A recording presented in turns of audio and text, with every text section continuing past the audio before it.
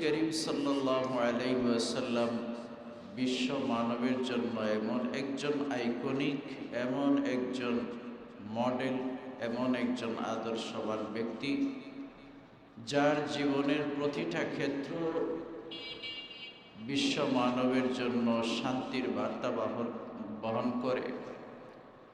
মানুষের উত্তম চরিত্র মাধুরীকে পূর্ণতা দেওয়ার জন্য রাসূল করিম সাল্লাল্লাহু আলাইহি ওয়াসাল্লামের আদর্শ আমাদেরকে পথ প্রদর্শন করে। অন্ধকার পথ থেকে মানুষকে আলোর পথে নিয়ে আসার জন্য রাসূল করিম সাল্লাল্লাহু আলাইহি ওয়াসাল্লামের সকল আদর্শ, সকল চরিত্র আমাদের জন্য অনুসরণীয়, অনুকরণীয়। তেমনি একটা সাইট রাসূল করিম সাল্লাল্লাহু আলাইহি ওয়াসাল্লামের, যে রাসূল করিম সাল্লাল্লাহু আলাইহি ওয়াসাল্লাম দুনিয়ার মধ্যে সবচেয়ে বড় সাহসী মানুষ ছিলেন। সাহস মানুষের জীবনে একটা গুরুত্বপূর্ণ কর্ম। মানুষ সাহসের দ্বারা অনেক দুঃসাধ্য কাজকে সাধ্যের মধ্যে নিয়ে আসতে পারে, আর সাহস না থাকার কারণে অনেক বড় কাজে মানুষ পিছু হটে যায়, অনেক কাজের মধ্যে মানুষ দুর্বল হয়ে যায়, অনেক কাজে মানুষ পিছনে পড়ে যায়। এই জন্য সাহস এটা এমন একটা কারিশমেটিক নিয়ামত।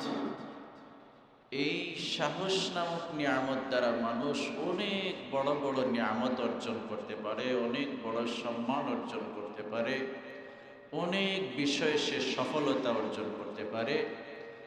এই বীরত্ব এবং সাহসের জন্য রাসূল করিম সাল্লাল্লাহু আলাইহি ওয়াসাল্লাম আমাদের জন্য সবচেয়ে বড় আইকনিক, বড় আদর্শ। রাসূল করিম সাল্লাল্লাহু আলাইহি ওয়াসাল্লাম আরব জাহিলিয়াতের যুগে জাহিল, জোহাল, মূর্খ এবং তৎকালীন যুগের নিকৃষ্ট মানুষগুলি, যারা রাসূল করিম সাল্লাল্লাহু আলাইহি ওয়াসাল্লামের চতুর্মুখী ষড়যন্ত্র দিয়ে আল্লাহর রাসূলকে গ্রাস করে রেখেছিল। এই কঠিন মুহূর্তে রাসূল করিম সাল্লাল্লাহু আলাইহি ওয়াসাল্লাম সাহস নামক নিয়ামত দ্বারা সব দুশ্মনের দুশ্মনীকে তিনি নস্যাৎ করে দিয়েছিলেন। সকল দুশ্মনের দুশ্মনীকে তিনি নস্যাৎ করে দিয়েছিলেন সাহস নামক নিয়ামত দ্বারা। রাসূল করিম সাল্লাল্লাহু আলাইহি ওয়াসাল্লাম যখন একা ছিলেন, কোনো মুমিন মুসলমান ছিল না, কালিমার দাওয়াতে কোনো মানুষ মুসলমান হয় নাই, তখনও রাসূল করিম সাল্লাল্লাহু আলাইহি ওয়াসাল্লাম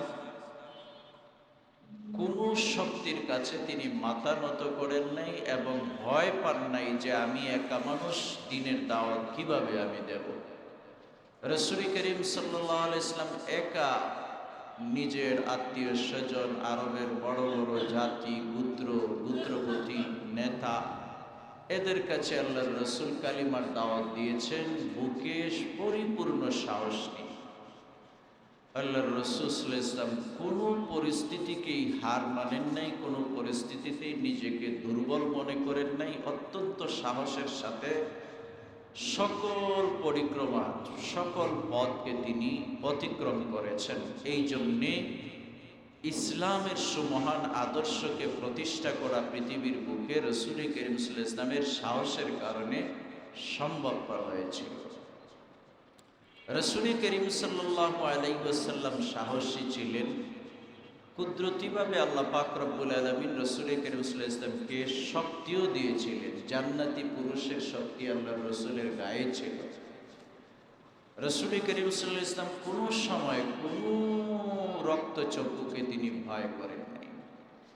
রাসূল করিম সাল্লাল্লাহু আলাইহি ওয়াসাল্লামের বয়স যখন 8 থেকে 9 বছর, তখন আরব ভূখণ্ডের মধ্যে বিশাল বড় একটি যুদ্ধ হয়েছিল, যেই যুদ্ধটাকে ইতিহাসে ফিজার যুদ্ধ বলা হয়। ফিজার যুদ্ধ, এই ফিজার যুদ্ধের মধ্যে রাসূল করিম সাল্লাল্লাহু আলাইহি ওয়াসাল্লাম নিজের আত্মীয় স্বজনের সঙ্গে তিনি যুদ্ধে অংশগ্রহণ করেছেন। এতটুকুন বালক, 8-9 বছরের বালক, তিনি ভয়ে ঘরের মধ্যে বসে থাকেন নাই, আত্মীয় স্বজনের সঙ্গে তিনি যুদ্ধে অংশগ্রহণ করেছেন। এটা প্রমাণ করে রাসূল করিম সাল্লাল্লাহু আলাইহি ওয়াসাল্লাম অত্যন্ত দুঃসাহসী ছিলেন রসুল করিম সাল্লাল্লাহু আলাইহি ইসলামের সাহস ছিল, সাহসে ভরপুর আল্লাহর রসুলের বুকটা ছিল। কখনো রসুল করিম সাল্লাল্লাহু আলাইহি ইসলাম কাউকে ভয় করেন নাই। রসুল করিম সাল্লাল্লাহু আলাইহি ওয়াসাল্লাম সাহসের সাথে সকল পরিস্থিতিকে তিনি মোকাবেলা করেছেন। আল্লাহ আহকামুল হাকিমিন রসুল করিম সাল্লাল্লাহু আলাইহি ওয়াসাল্লামকে উৎসাহ দিয়েছেন। এমনকি উম্মতে মুহাম্মদীকে রসুল করিম সাল্লাল্লাহু আলাইহি ওয়াসাল্লাম সাহস দিয়েছেন। রসুল করিম সাল্লাল্লাহু আলাইহি ওয়াসাল্লামের উপর আয়াত নাজিল হয়েছে সূরা নিসার ৭৪ নম্বর আয়াত। এই আয়াতে আল্লাহ পাক রব্বুল আলামিন বলেন, ফালইউকাতিল ফি সাবিলিল্লাহিল্লাযীনা ইয়াশরুনাল হায়াতাদ দুনিয়া বিল আখিরাহ। আপনার জন্য উচিত হইল যে আপনি আল্লাহর রাস্তায় যুদ্ধ করা।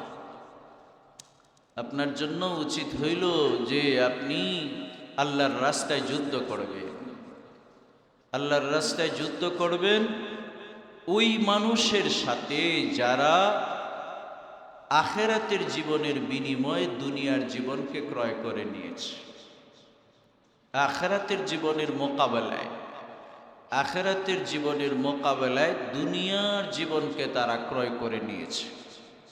এই দুনিয়ার জীবনকে ক্রয় করে নেওয়ালা মানুষ অর্থাৎ দুনিয়াদার মানুষ, এই দুনিয়াদার মানুষদের বিরুদ্ধে আপনি আল্লাহর রাস্তায় যুদ্ধ করবেন। ওয়ামাই ইউকাতিল ফি সাবিলিল্লাহ, আর যারা আল্লাহর রাস্তায় যুদ্ধ করে ফায়ুকতাল, তাদেরকে হত্যা করা হয়, আও ইয়াগলিব, অথবা তারা বিজয়ী হয়, ফাসানুতিহি আজরান আযীমা, অতি শীঘ্রই আল্লাহ পাক রব্বুল আলামিন তাদেরকে মহান পুরস্কার দান করবেন। সুবহানাল্লাহ। এই আয়াতের মাধ্যমে অন্যায়ের বিরুদ্ধে জিহাদ করার জন্য, অন্যায়ের বিরুদ্ধে জিহাদ করার জন্য, বিশেষ করে ইলায়ে কালিমাতুল্লাহ, আল্লাহর কালিমাকে দুনিয়াতে বুলন্দ করার জন্য জিহাদে আত্মনিয়োগের আল্লাহ পাক রব্বুল আলামিন নির্দেশনা দিয়েছেন।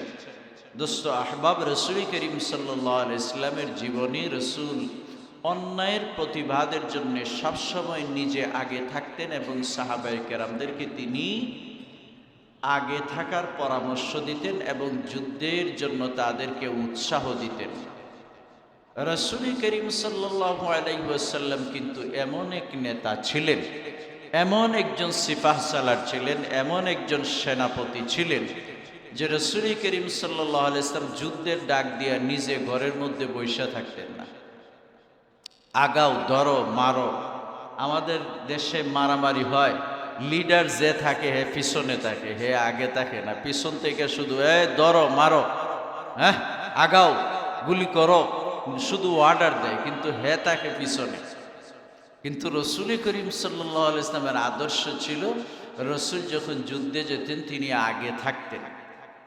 বদরের যুদ্ধ, উহুদের যুদ্ধ, হুনাইনের যুদ্ধ, তাবুকের যুদ্ধ, এগুলি প্রমাণ করে যে সাহাবায়ে কেরামরা পিছু হটে গেলেও আল্লাহর রসুল পিছু হটেন নাই। রসুল করিম সাল্লাল্লাহু আলাইহি ওয়াসাল্লামের যুদ্ধের বিবরণ দিয়েছেন আবু সুফিয়ান। তিনি বদরের যুদ্ধেও কাফেরদের কমান্ডার ছিলেন, উহুদের যুদ্ধেও কাফেরদের কমান্ডার ছিলেন। আবু সুফিয়ান বলেন যে আপনি একজন সেনাপতি, যেই সেনাপতিকে আমরা অগ্রভাগে দেখতে পেয়েছি, আপনার সৈনিকরা পিছনে হটে গেলেও আপনি পিছনে হটেন নাই। সুবহানাল্লাহ। আবু সুফিয়ান পরবর্তীতে তিনি মুসলমান হয়েছিলেন। তিনি মুসলমান হওয়ার পরে সেই কথাগুলো তিনি বিবরণ দিয়েছেন এবং আবু সুফিয়ান এই কথাও বলেছেন যে আপনার সাহসিকতায় আপনার সৈনিকরা সাহস পেয়ে যুদ্ধে তারা কৃতিত্ব অর্জন করেছে, এর পুরোটা কৃতিত্বই আপনার কৃতিত্ব। সুবহানাল্লাহ। রসুল করিম সাল্লাল্লাহু আলাইহি ওয়াসাল্লাম এমন একজন আইকনিক, এমন একজন আদর্শ আমাদের জন্য যে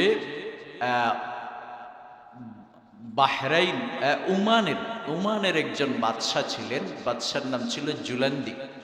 ওমানের বাদশাহ জুলান্দি তিনি রসুল করিম সাল্লাল্লাহু আলাইহি ওয়াসাল্লামের একটা আইকন সম্পর্কে তিনি বিবরণ দিয়েছেন। রসুল করিম সাল্লাল্লাহু আলাইহি ওয়াসাল্লাম ওমানের বাদশার কাছে তিনি ইসলামের দাওয়াত দিয়ে একটা চিঠি পাঠান। এই চিঠির মধ্যে রসুল করিম সাল্লাল্লাহু আলাইহি ওয়াসাল্লাম তাকে ইসলামের দাওয়াত দিয়েছেন। সাহাবায়ে কেরামরা এই চিঠি নিয়ে ওমানের বাদশাহ জুলান্দির কাছে গিয়েছেন। জুলান্দি রাসূল করিম সাল্লাল্লাহু আলাইহি ওয়াসাল্লামের চিঠি সুন্দর করে অত্যন্ত শ্রদ্ধার সাথে সম্মানের সাথে তিনি পড়েছেন।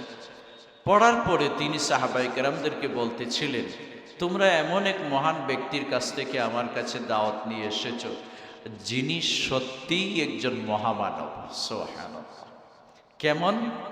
সাহাবায়ে কেরামরা জিজ্ঞেস করলেন, আপনি তার কোন আদর্শে এত বেশি অনুপ্রাণিত হলেন, আমরা কি একটু জানতে পারি? জুলান্দি বলেন, শোনো, তিনি এমন একজন আইকনিক ব্যক্তি, এমন একজন আদর্শবাদী নেতা, এমন একজন আদর্শবাদী বাদশাহ, এমন একজন আদর্শবাদী রাষ্ট্রনায়ক, যিনি তার সাহাবীদেরকে কোনো কাজের আদেশ করার আগে নিজে ওই কাজের উপর তিনি আমল করেন। সুবহানাল্লাহ। আমরা তো শুধু বক্তব্য দিতে জানি, নসিহত করতে জানি, কিন্তু আমলটা নিজে কতটুকু করতে পারি এই ব্যাপারে আমাদের মধ্যে কনফিউজ আছে। কিন্তু রাসূল করিম সাল্লাল্লাহু আলাইহি ওয়াসাল্লাম এমন একজন আইকনিক ব্যক্তি ছিলেন যিনি কোনো কাজের আদেশ দেওয়ার আগে এই কাজ তিনি নিজে করতেন, কোনো কাজ থেকে নিষেধ করার আগে এই কাজ আগে তিনি নিজে বর্জন করতেন। তিনি এমন একজন আইকনিক, এমন একজন আদর্শবাদী মহান ব্যক্তিত্ব। এই জন্য ওমানের বাদশাহ জুলান্দি তিনি সাথে সাথে সাহাবায়ে কেরামদেরকে বলেন, আশহাদু আন্নাহু নাবিয়্যুন। জোরে কোন সুবহানাল্লাহ। আশহাদু আন্নাহু নাবিয়্যুন, তোমরা যেই নবীর কাছ থেকে কালিমার দাওয়াত নিয়ে আমার কাছে আসছো, আমি এমনিতেই তার সেই আদর্শে বিমোহিত। সুতরাং তার চিঠি পাওয়ার পর আমি সাক্ষ্য দিচ্ছি যে নিশ্চয়ই তিনি আল্লাহর রাসূল। সুবহানাল্লাহ। তিনি ঈমান এনেছেন। তো দোস্ত আহবাব, আমাদের পয়গম্বর এমন একজন আদর্শবাদী পয়গম্বর, যেই পয়গম্বরের আদর্শ, যেই পয়গম্বরের নকশে কদম আমাদের জন্য অনুসরণীয়, অনুকরণীয়। রাসূল করিম সাল্লাল্লাহু আলাইহি ওয়াসাল্লাম তিনি খুব সাহসী ছিলেন, সাহসের সাথে সকল পরিস্থিতিকে তিনি মোকাবেলা করেছেন।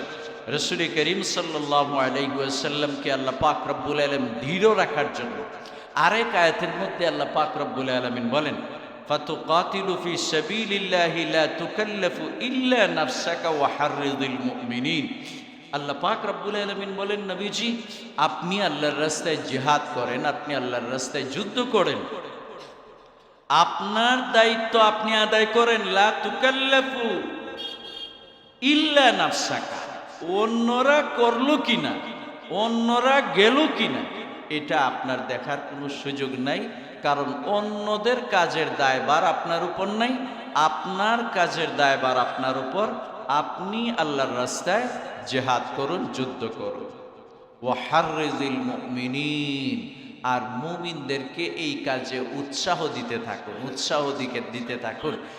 এরা উৎসাহ পাইতে পাইতে একবার এরাও কি হয়ে যাবে, এই কাজে অটল হয়ে যাবে, এই কাজের মধ্যে তারা অভ্যস্ত হয়ে যাবে। তো রাসূল করিম সাল্লাল্লাহু আলাইহি ওয়াসাল্লাম সাহাবায়ে কেরামদেরকে এই কথাগুলির উপর সব সময় তাদেরকে উৎসাহ দিয়েছেন এবং নিজে এই কাজের উপর তিনি অটল অবিচল থেকেছেন। যে কোনো পরিস্থিতিতে রাসূল করিম সাল্লাল্লাহু আলাইহি ওয়াসাল্লাম সদা সর্বদা সত্যের উপর অটল অবিচল ছিলেন। সত্য থেকে কোনো ভয় ভীতি আল্লাহর রাসূলকে পিছপা করতে পারে না। রাসূল করিম সাল্লাল্লাহু আলাইহি ওয়াসাল্লাম যখন একা একই দ্বীনের দাওয়াত দিচ্ছেন, ওই সময়ের একটা ঘটনা হাদিসের মধ্যে আসছে। এক ব্যক্তি ঔরাসি গোত্রের একজন ব্যক্তি মক্কায় আসছে। মক্কার একটা বাজার ছিল, এই বাজারে উট বিক্রি করার জন্য। এই ঔরাসি ব্যক্তি বাজারে আসার পরে আবু জেহেল বাজারে গেল, বাজারে যাইয়া সবচেয়ে ভালো যেই উটটা ওই ঔরাসি ব্যক্তিটা নিয়ে আসছিল, এই উটটাকে দরদাম করে আবু জেহেল তার কাছ থেকে খরিদ করছে। খরিদ করার পরে আবু জেহেল উট নিয়ে গেছে, কিন্তু টাকা দেয় না। দেখেন কিছু মানুষ আছে এরকম, দরদাম করে নিয়ে যায়, কিন্তু টাকা তার কাছ থেকে আদায় করা খুব কঠিন। আগের যুগের যে বড় বড় লোকরা যারা জাগা জমিওয়ালা হয়েছে 1 কেজি 2 কেজি চাউল দিয়া গরিব মানুষ জাগা বিক্রি করে খাইছে। আমরা ছোটবেলা দেখছি আমাদের এলাকাতে হিন্দু মানুষ ছিল, তার অনেক জমি জমা ছিল, বিচারার কোনো ছেলে নাই, মেয়ে, সব মেয়ে বিয়ে দিয়া শেষ। এখন এই বুড়া বুড়ি চলবে কিভাবে? আমগর এলাকার আরেক নেতা আছে, এই নেতায় করছে কি 1 কেজি 2 কেজি চাউল দিতে দিতে আর জাগা এই 1 মণ চাউল দেয়, 2 মণ চাউল দেয়, দিয়া জাগা একটা রেজিস্ট্রি করে। এরকমভাবে জায়গা রেজিস্ট্রি করতে করতে এই বিচারা যেই ঘরে থাকতো এই জায়গাটা পর্যন্ত রেজিস্ট্রি করে ফেলেছে। দুর্বলতা কোন জায়গায়? মানুষের দুর্বল পয়েন্টের মধ্যে আঘাত করে। তো এই ঔরাসী ব্যক্তিটা, তার উট খুব দামি উট, এই উটটা আবু জেহেল খরিদ করে নিয়ে গেছে, কিন্তু তার পাওনা সে পরিশোধ করতেছে। একবার আরবের কিছু সর্দাররা এক জায়গায় বসে আড্ডা মারতে ছিল, তো এই লোকটা কান্নাকাটি কইরা আরবের সর্দারদেরকে যায় বলতেছিল, ভাই আমি আপনাদের এলাকার মুসাফির, ওই উরাস কৌম থেকে অনেক দূর থেকে আমি আসছি, আমি একটা উট বাজারে নিয়ে আসছিলাম বিক্রি করার জন্য। আমার উটটা আপনাদের এলাকার আরেক সর্দার আবু জেহেল, সে আমার উটটা খরিদ করে নিয়ে গেছে, কিন্তু সে আমার পাওনা পরিশোধ করতেছে না, আমার টাকা দিচ্ছে না। আপনারা যদি দয়া করে আমার টাকাটা একটু আমাকে উঠায়া দিতেন তাইলে আমার জন্য খুব ভালো হইতো, আমি মুসাফির মানুষ। এই সর্দাররা, এদের চাইতে বড় সর্দার হইল আবু জাহেল হইল এদের থেকে বড় সর্দার। হেরা টিটকারি মারতেছে, ওর কাছ থেকে আমাদের টাকা আদায় করার মতো কোনো ক্যাপাসিটি নাই।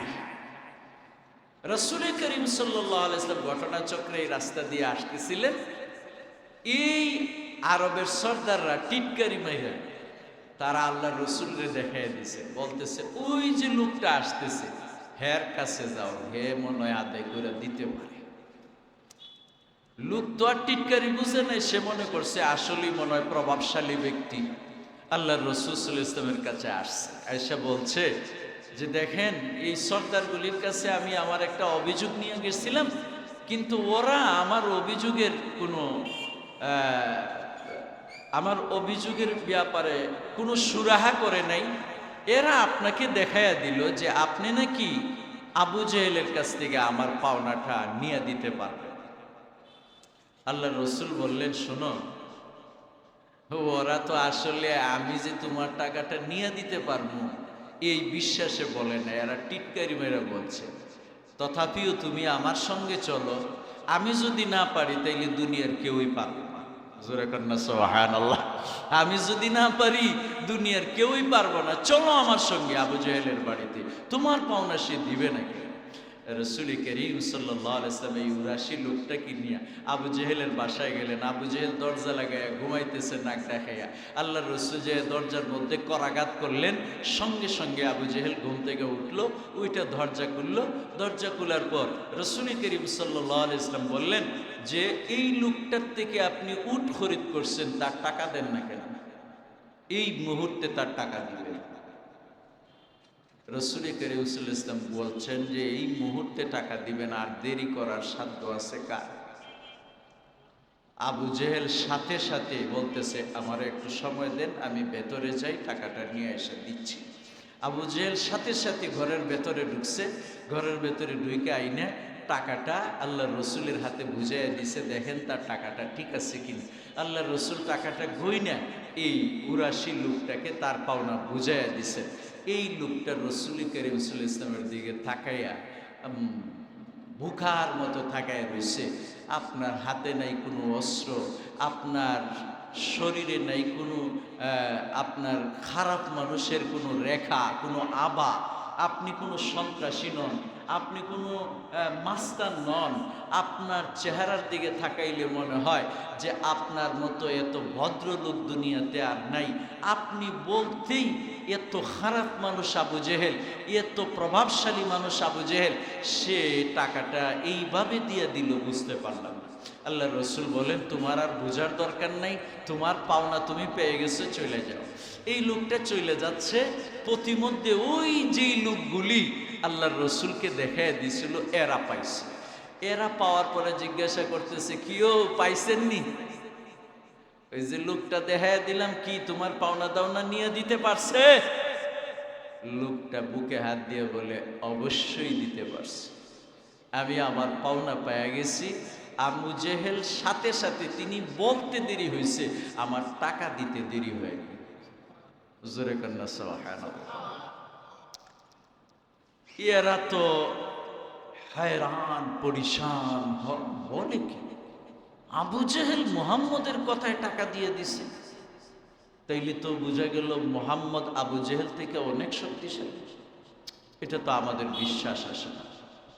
এই লোকগুলা বলতেছে, তোমার কথা আমাদের বিশ্বাস আসে না, চলো আবু জেহেলের দরবারে। আবু জেহেলের দরবারে নিয়ে গেছে। আবু জেহেলকে বলতেছে, ভাই তুমি মুহাম্মদের কাছে পরাজিত হইছো, এই কথাটা আমরা ভাবতেও পারতেছি না, ঘটনাটা কি সত্যি? আবু জেহেল বলতেছে 100% সত্যি। কেন? আপনি মুহাম্মদের কাছে হার মানলেন, মুহাম্মদের কাছে পরাজিত হইলেন, কারণ কয়, আরে আমি যে জিনিস দেখছি, এই জিনিস যদি তোমরা দেখতা তাইলে তো তোমরা কাপড় চোপড় নষ্ট করে ফেলাইতে। আমি তো কাপড় চোপড় নষ্ট করি নাই, বুঝা গেছে আমার কিছু সাহস আছে। তোমাদের তো এই সাহস হইতো না। মুহাম্মদুর রাসূলুল্লাহ যখন আয়েশা আমাকে বলছে তার পাওনাটা দিয়ে দাও, আমি মুহাম্মদের চেহারার দিকে তাকাই, মুহাম্মদের মাথার দিকে তাকাই, মুহাম্মদের হাতের দিকে তাকাই। মুহাম্মদের হাতের দিকে তাকাইলে দেখি অস্ত্র তাক করে আছে, মুহাম্মদের মাথার দিকে তাকাইলে দেখি এমন কঠিন চেহারা নিয়া কতগুলি উট আমার দিকে দাওয়া কইরা আছে, দাঁত মোটা মোটা দাঁত, লম্বা লম্বা দাঁত বের করে উটগুলি আমার দিকে তাকায় আছে। আমি যদি টাকা এই মুহূর্তে না দেই তাইলে উটগুলি আমাকে আস্ত গিলে ফেলবে। জোরে কন্যা সুবহানাল্লাহ।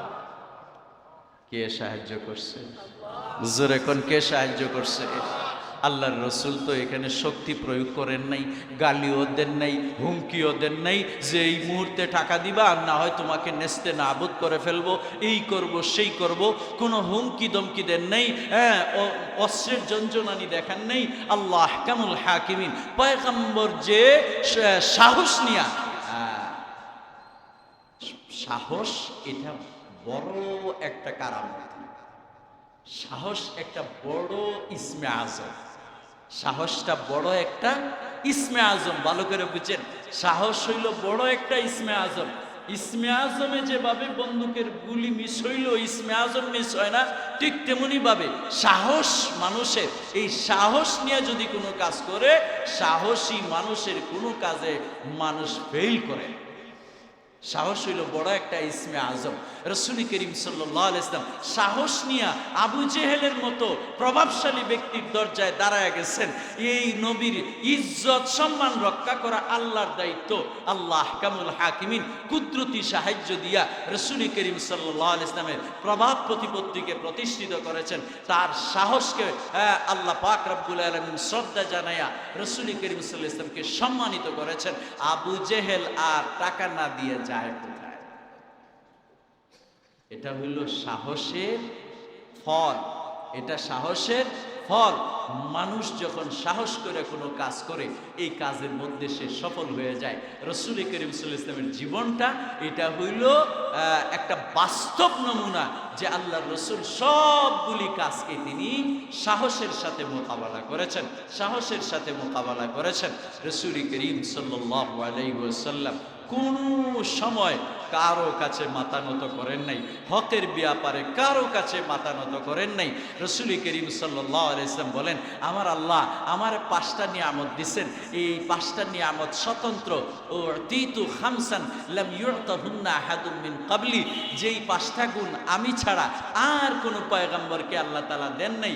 এর মধ্যে একটা হইল নুসিরতু বির-রু'বি মাসিরাতা শাহরিন, আমার শত্রুরা আমার ব্যাপারে খারাপ মন্তব্য মন্তব্য করে, আমারে গালিগালাজ করে, আমারে মাইরা ফেলবে, আমারে টুকরা টুকরা করে ফেলবে, কিন্তু খুদার কসম ওই শত্রু বাহিনীর সদস্যরা যখন আমি নবীর সামনে আইসা পড়ে এরা সিলিন্ডার হয়ে যায়। সুবহানাল্লাহ। এরা আমার সামনে আসতে পরে এরা সিলিন্ডার হয়ে যায়। আল্লাহ পাক রব্বুল আলামিন এমন একটা রূপ, এমন একটা প্রভাব প্রতিপত্তি আমাকে দান করেছিলেন। দোস্ত আহবাব, রাসূল করিম সাল্লাল্লাহু আলাইহি ওয়াসাল্লাম ছিলেন বড় সাহসী। রাসূল করিম সাল্লাল্লাহু আলাইহি ওয়াসাল্লামের ব্যাপারে হাদিস শরীফে আসছে, আল্লাহর রাসূল বলেন, কানা রাসূলুল্লাহ সাল্লাল্লাহু আলাইহি ওয়াসাল্লাম আহসানুন নাস। রাসূল করিম সাল্লাল্লাহু আলাইহি ওয়াসাল্লাম দুনিয়ার সকল মানুষের মধ্যে সুন্দর ছিলেন। রসুলের দিকে তাকাইলে মানুষ বুঝে ফেলাইতো যে তিনি সাধারণ কোনো মানুষ নয়, তিনি একজন অসাধারণ ব্যক্তিত্ব, তার সৌন্দর্যের কোনো তুলনা হয় না। রসুল দুনিয়ার মধ্যে সর্বাপেক্ষা সুন্দর ছিলেন। ওয়াকানা আশজাউন নাস, আল্লাহর রসুল ছিলেন দুনিয়ার মধ্যে সবচাইতে বড় বীর বাহাদুর। রসুলের মতো কোনো বীর বাহাদুর দুনিয়াতে ছিল না। ওয়া আজওয়াদুন নাস, দুনিয়ার মধ্যে সবচাইতে বেশি দানশীল ছিলেন, সর্বাপেক্ষা বড় দাতা ছিলেন রাসূল করিম সাল্লাল্লাহু আলাইহি ওয়াসাল্লাম। এই গুণগুলি আল্লাহর রাসূল সাল্লাল্লাহু আলাইহি ওয়াসাল্লামের ছিল। দোস্ত আহবাব, রাসূল করিম সাল্লাল্লাহু আলাইহি ওয়াসাল্লাম কেমন বাহাদুর ছিলেন, কেমন বীর ছিলেন। রাসূল করিম সাল্লাল্লাহু আলাইহি ওয়াসাল্লামের জামানায় একবার মদিনার মধ্যে চতুর্দিকে বিকট আওয়াজ হচ্ছে, বিকট আওয়াজ, যেমন বম্পিং হইলে যেইভাবে বিকট আওয়াজ হয় এরকম চতুর্দিকে বিকট আওয়াজ হচ্ছে। সাহাবায়ে কেরামরা ভীত সন্ত্রস্ত, মদিনাবাসীরা ভীত সন্ত্রস্ত, সবাই ভয়। দেখেন আজকে কিন্তু ভূমিকম্প হয়েছে, আজকের ভূমিকম্পটা আপনারা ঠের পাইছেন কিনা জানি না। আমি কিন্তু কিতাব মোতালা করতেছিলাম তিনতলার মধ্যে বইসা, আমি কিতাব মোতালা করতেছিলাম। এই যে আজকে যে বয়ান আপনাদেরকে শোনাইতেছি, হাদিসের কিতাব বাহির কইরা আমি মোতালা করতেছিলাম, তো আমি কিতাবটা ধরে রাখতে পারতেছিলাম না, এমন অবস্থা হয়ে গেছিল।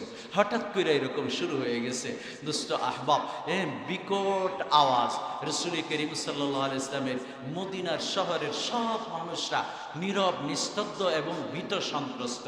রাসূল করিম সাল্লাল্লাহু আলাইহি ওয়াসাল্লাম সাথে সাথে একটা ঘোড়ার পিঠের মধ্যে আরোহণ করে আল্লাহর রাসূল মদিনায় চক্কর লাগাইলেন আর বীরত্ব গাথা বলতেছিলেন, আনান নবিয়্যু লা কাযিব আনা ইবনু আব্দুল মুত্তালিব, আনান নবিয়্যু লা কাযিব আনা ইবনু আব্দুল মুত্তালিব। এই কবিতাটা আবৃত্তি করতেছিলেন আর আল্লাহর রাসূল বলতেছিলেন যে আমি হইলাম আব্দুল মুত্তালিবের সন্তান, আমি হইলাম আব্দুল মুত্তালিবের সন্তান, আমি নবী, মিথ্যাবাদী নবী নই, আমি সত্য নবী।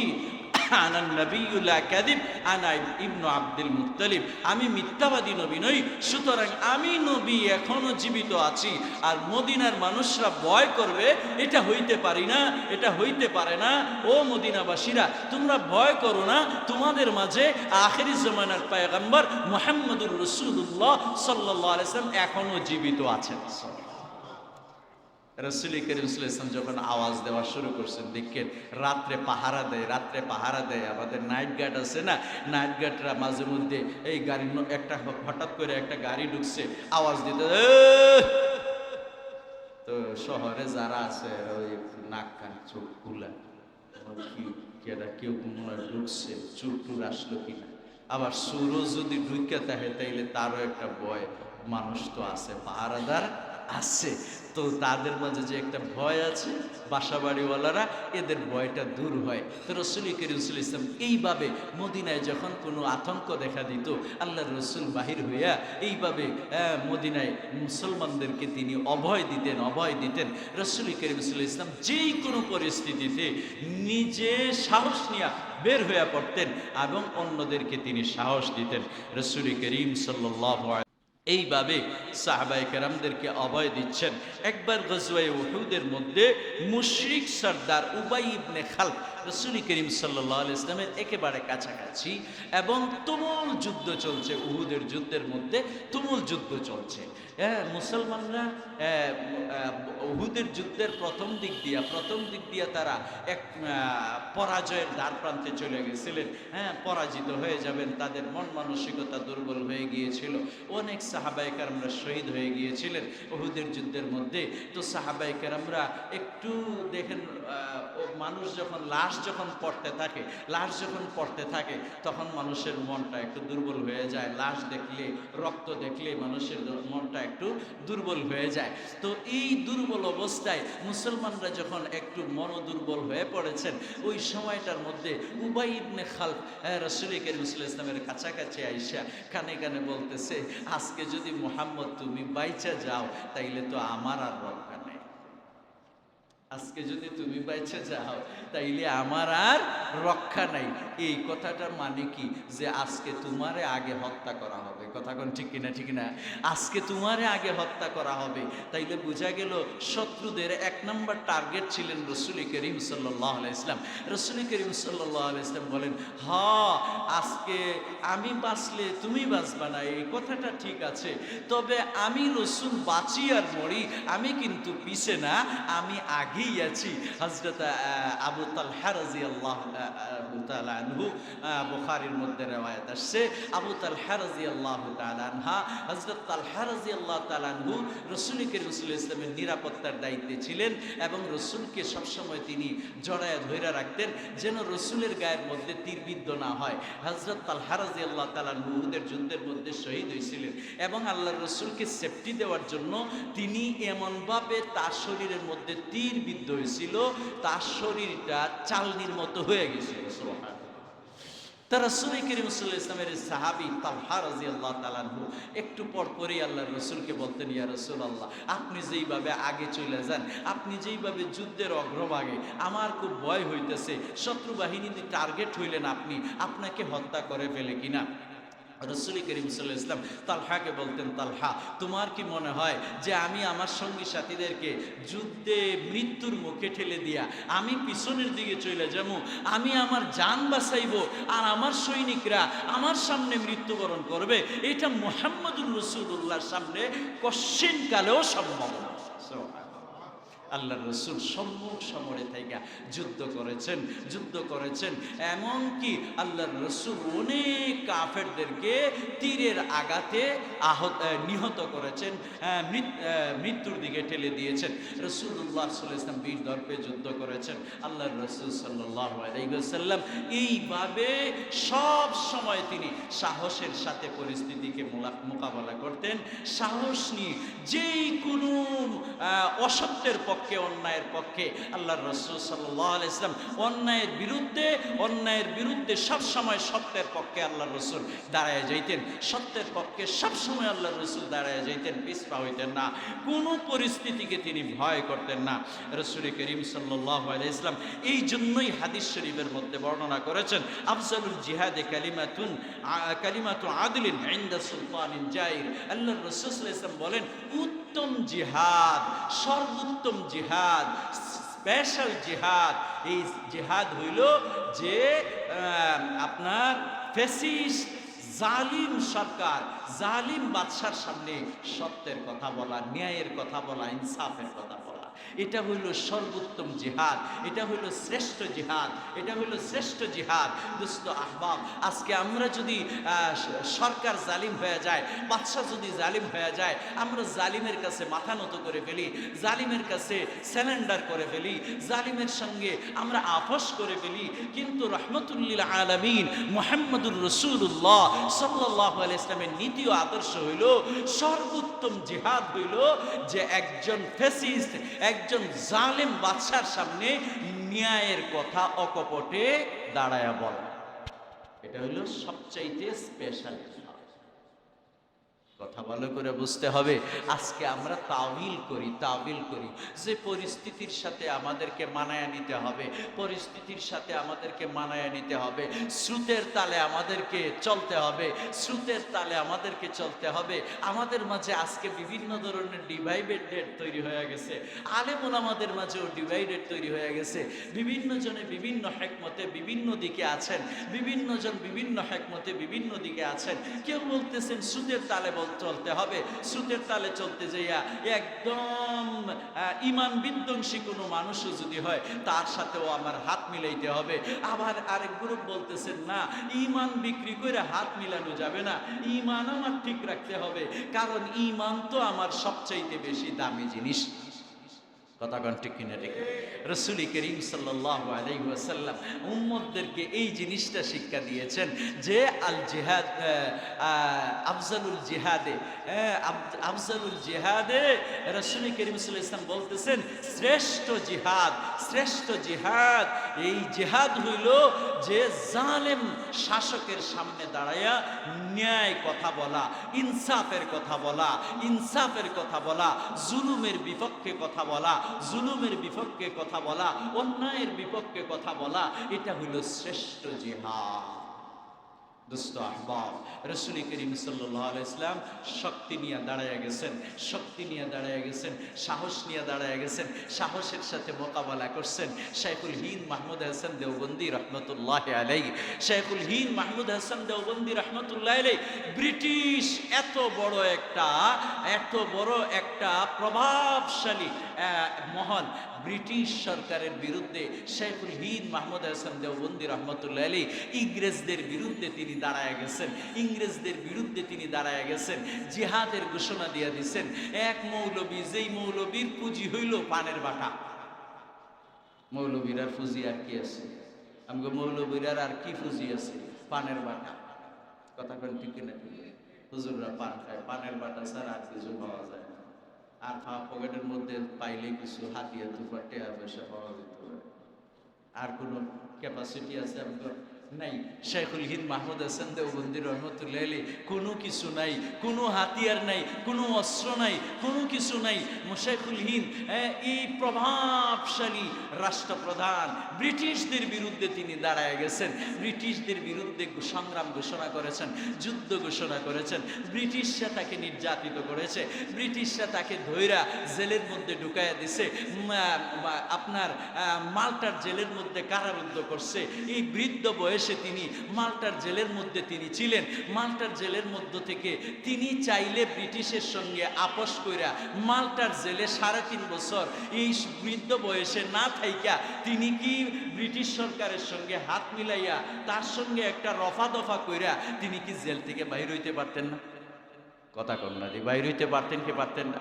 পারতেন, কিন্তু তিনি বাহির হন নাই, তিনি আপোষ করেন নাই। আপোষ না করার কারণে আজকে 190 বছরের গুলামি থেকে এই ভারতবাসী আমরা ব্রিটিশের শাসন থেকে আজাদ হয়েছি, স্বাধীন হয়েছি। এটা শাইখুল হিন্দের রক্ত, এটা শাইখুল হিন্দের ত্যাগ, এটা শাইখুল হিন্দ মাহমুদ হাসান দেওবন্দি রহমতুল্লাহ আলাইহির ত্যাগ।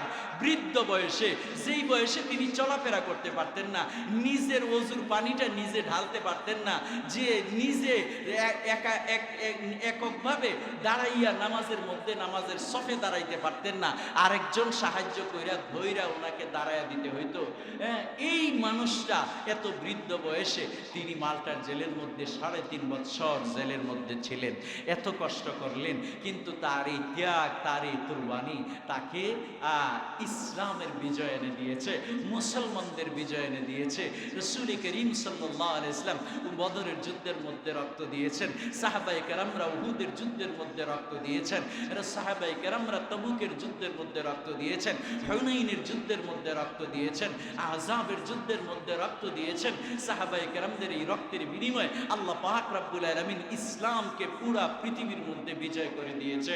মুসলমানরা বিজিত হয়ে গেছে, ইসলাম সারা পৃথিবীর মধ্যে প্রতিষ্ঠিত হয়ে গেছে একমাত্র রাসূল করিম সাল্লাল্লাহু আলাইহি ওয়াসাল্লামের সাহসিকতার কারণে।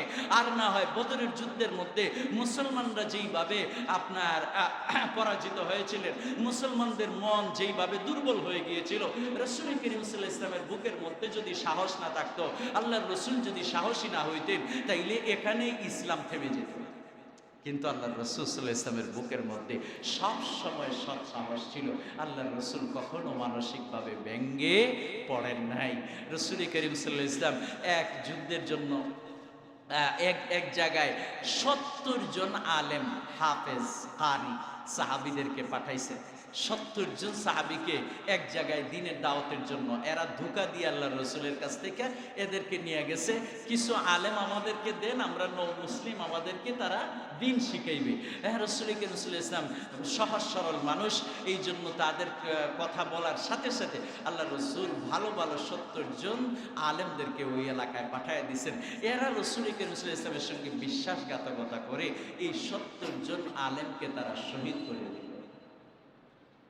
রাসূল করিম সাল্লাল্লাহু আলাইহি ওয়াসাল্লাম তো তাদেরকে বিশ্বাস করছেন, বিশ্বাসের মধ্যে তারা আঘাত দিছে, বিশ্বাসঘাতকতা করছে।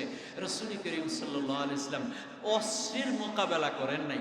ওই সময় রাসূলুল্লাহ সাল্লাল্লাহু আলাইহি ওয়াসাল্লামের শক্তি ছিল, আল্লাহর রাসূল চাইলে তাদের সঙ্গে যুদ্ধ করতে পারতেন অস্ত্রের মাধ্যমে, কিন্তু আল্লাহর রাসূল সবর করছেন আর আল্লাহর কাছে সবসময় দোয়া করছেন। 1 মাস পর্যন্ত, বুখারীর রিওয়ায়াত, বুখারী শরীফের মধ্যে এই হাদিসটা বারবার আসছে, আল্লাহর রাসূল এত ব্যথা পাইছেন যে 70 জন আলেমকে শহীদ করছে। আল্লাহর রাসূল এত কষ্ট পাইছেন, দীর্ঘ 1 মাস পর্যন্ত তিনি ফজরের নামাজের মধ্যে কুনুতে নাজেলা পড়তেন, ফজরের নামাজের মধ্যে কুনুতে নাজেলা পড়তেন। এই কুনুতে নাজেলা পড়া বা এই ইহুদিদেরকে, এই খ্রিস্টানদেরকে তিনি বদদুয়া দিতেন যে আল্লাহ তুমি তাদেরকে ধ্বংস করো, আমার আলেমদেরকে তারা ধ্বংস করছে। রাসূল করিম সাল্লাল্লাহু আলাইহি ওয়াসাল্লাম বুকে সাহস নিয়ে চলছেন। কোন দিন রাসূল করিম সাল্লাল্লাহু আলাইহি ওয়াসাল্লাম কোন পরিস্থিতিকে, আল্লাহর রাসূল ভয়ে কোন দিন কোন পরিস্থিতির কাছে হার মানেন নাই। রাসূল করিম সাল্লাল্লাহু আলাইহি ওয়াসাল্লাম সাহসের সাথে দাঁড়ায় গেছেন। এই জন্য দোস্ত আহবাব, সাহসটাকে বলা হয় এটা বড় একটা ইসমে আজম। সাহস নিয়ে যেই কাজের জন্য আপনি দাঁড়ায় যাবেন ইনশাআল্লাহ বিজয়ী হবেন। সাহস নিয়ে, আর এই সাহসের জন্য আপনি সত্যের উপর থাকতে হবে। রাসূল করিম সাল্লাল্লাহু আলাইহি ওয়াসাল্লাম সবসময় সত্যের উপরে ছিলেন, আর একদিকে ছিল সাহস আর একদিকে ছিল সত্যের উপরে তিনি ছিলেন। সত্যের উপরে থাইকা যদি কেউ সাহস নিয়ে যে কোনো পরিস্থিতিতে দাঁড়ায় যায়, আল্লাহ তাকে সাহায্য করে। কথা কোন ঠিক কিনা? ঠিক না? আল্লাহর সাহায্য পাইতে হইলে আপনি রাইট পথে থাকতে হবে, হক পথে থাকতে হবে, ন্যায়ের পথে থাকতে হবে। আপনি যদি ন্যায়ের পথে থাইকা আপনি যদি দাঁড়ায় যান, যত শক্তিশালী প্রতিপক্ষ হোক, যত শক্তিশালী প্রতিপক্ষ হোক, যত বড় জালিম হোক, আপনি যদি সত্যের পক্ষে সৎসাহস নিয়ে দাঁড়ায় যান, ইনশাআল্লাহ আপনার সাহস বিজয়ী হবে। রাসূল করিম সাল্লাল্লাহু আলাইহি ওয়াসাল্লাম সেটা দেখিয়ে দিয়েছেন। রাসূল করিম সাল্লাল্লাহু আলাইহি ওয়াসাল্লাম একা কোনো মুসলমান নাই। রাসূল করিম সাল্লাল্লাহু আলাইহি ওয়াসাল্লামকে আল্লাহ তাআলা জানায়া দিয়েছেন ওয়া আনজির আশিরাতাকাল আকরাবিন। আপনি সর্বপ্রথম দাওয়াতের কাজ শুরু করেন পরিবার পরিজন দিয়া। পরিবার পরিজনের মাঝে, আত্মীয় স্বজনের মাঝে দ্বীনের কথা বলা। এই সবাই হইল কাফের আর তিনি হইলেন ইমানদার। তিনি একা ইমানদার হইয়া এতগুলি মানুষের সামনে, এত প্রভাবশালী মানুষের সামনে তিনি কালিমার দাওয়াত দিবেন, এটা বুকে সাহস ছাড়া সম্ভব নয়। আল্লাহর রাসূল সবাইকে একত্রিত কইরা বলতেছেন যে আমি আপনাদেরকে যে কোনো কথা বললে, কোনো খবর দিলে এই খবর আপনারা বিশ্বাস করবেন। এরা বলে অবশ্যই বিশ্বাস করব, যদিও তোমাকে আমরা তোমার উপর আমরা ঈমান আনি নাই, কিন্তু তুমি সত্যবাদী এটা আমরা বিশ্বাস করি। আমরা তোমাকে কোনোদিন খিয়ানতকারী বলতে পারি না, আমরা কারো হক নষ্টকারী হিসাবে তোমাকে পাই নাই, এই হিসাবে আমরা তোমাকে কোনোদিন মিথ্যাবাদী বলতে পারবো না, খিয়ানতকারী বলতে পারবো না, অন্যের মাল আত্মসাৎকারী বলতে পারবো না, আমরা তোমাকে কোনো মিথ্যুক বলতে পারবো না। সুতরাং তুমি যদি আমাদেরকে কোনো খবর দাও আমরা সেটা বিশ্বাস করব। তখন আল্লাহর রাসূল বলতেছেন যে আমি তোমাদেরকে জাহান্নামের ভয় দেখাইতেছি, জাহান্নাম তোমাদের জন্য অপেক্ষা করতেছে, তোমরা এক আল্লাহ বিশ্বাসী হও। তখন আবু লাহাব দাঁড়ায় বলল তাব্বান লাকা আলিহাদা জামাতানা, তাব্বান লাকা আলিহাদা জামাতানা। এ মুহাম্মদ তুমি ধ্বংস হও, তুমি কি আমাদেরকে আমাদের বাপদাদার ধর্ম ভুলাইয়া দেওয়ার জন্য, আমাদের বাপদাদার ধর্মকে মাইনাস করার জন্য, এই দাওয়াত দেওয়ার জন্য আমাদেরকে এখানে একত্রিত কইরা আমাদের সময় নষ্ট করছো, তুমি ধ্বংস হও। আল্লাহ বলেন আমার মুহাম্মদ ধ্বংস হবে না, তুমি ধ্বংস হয়ে যাইবা। তাব্বাত ইয়াদা আবি লাহাবি ওয়া তাব, তাব্বাত ইয়াদা আবি লাহাবি ওয়া তাব। আল্লাহ নাজিল কইরা দিলেন যে এ আবু লাহাব, আমার পয়গম্বর ধ্বংস হবে না, আমার পয়গম্বরের নাম দুনিয়াতে কেউ মুছে দিতে পারবে না, কিয়ামত পর্যন্ত আমার পয়গম্বরের নাম থাকবে, আমার পয়গম্বরের অনুসারী থাকবে, কিন্তু দুনিয়াতে তোমার বংশের চিহ্ন থাকবে।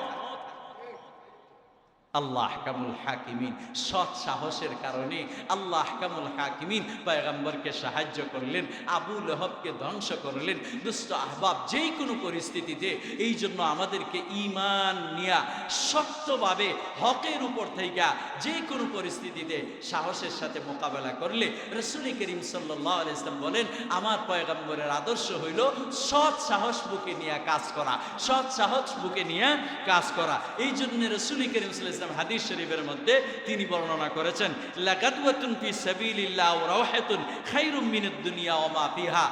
এক সকাল ও এক সন্ধ্যা আল্লাহর রাস্তায় জিহাদ করা, আল্লাহর রাস্তায় যুদ্ধ করা, আল্লাহর রাস্তায় ফিকির করা, এটা দুনিয়া এবং দুনিয়ার মধ্যখানে যা কিছু আছে সব কিছু থেকে উত্তম। সুবহানাল্লাহ।